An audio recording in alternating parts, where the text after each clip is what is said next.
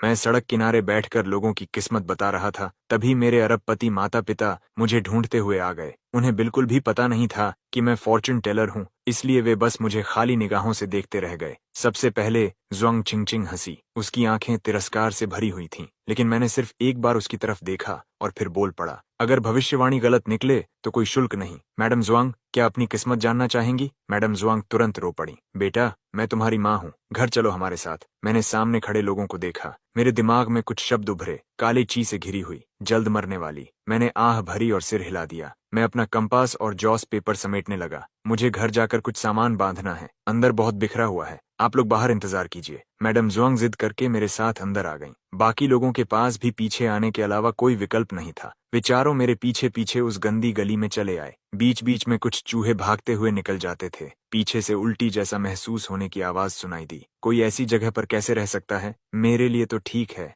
मैं यहाँ 10 साल से ज्यादा समय से रह रहा हूँ। जुआंग चिंगचिंग का चेहरा लगातार असंतोष से मुड़ता जा रहा था। मैंने उसे नजरअंदाज किया और आगे बढ़ता रहा, जब तक कि एक छोटे से दरवाजे तक नहीं पहुंच गया। मैंने दरवाजा खोला। अंदर का सामान बहुत साधारण था, एक मेज, एक पुराना इलेक्ट्रिक फैन। मैंने अलमारी से अपने कपड़े निकालने शुरू किए। जुआंग चिंगचिंग ने नाक सिकोड़ ली। तुम्हें इन फटे पुराने कपड़ों की क्या जरूरत है? घर पहुंचकर हम तुम्हारे लिए सब नया खरीद देंगे। मैं कुछ कहने ही वाला था कि अचानक बहुत सारे लोग कमरे में घुस आए और पूरे जुआंग परिवार को घेर लिया। तुम लोगों को बाईफैन का अच्छे से ख्याल रखना होगा। इस बच्चे ने बहुत कष्ट झेले हैं। तुम लोग तो बहुत अमीर लगते हो, बाईफैन को लेने में इतने साल क्यों लगा दिए? सुना है तुम्हारे घर में एक अडॉप्टेड सन भी है। कौन जाने वह बाईफैन के साथ कैसा व्यवहार करेगा। बचपन से मुझे पड़ोसियों और मेरे मास्टर ने पाला था। अब जब मैं जा रहा था, वे मेरे लिए खुश भी थे और मुझे छोड़ना भी नहीं चाहते थे। आंट वांग मेरे हाथों में सामान ठूंसने लगी। ये कपड़े हमने तुम्हारे लिए खरीदे हैं, अब वे पुराने कपड़े मत पहनना। नए घर जाते समय नए कपड़े पहनने चाहिए। कुछ ही देर में मेरी बाहें तरह तरह के बैगों से भर गईं।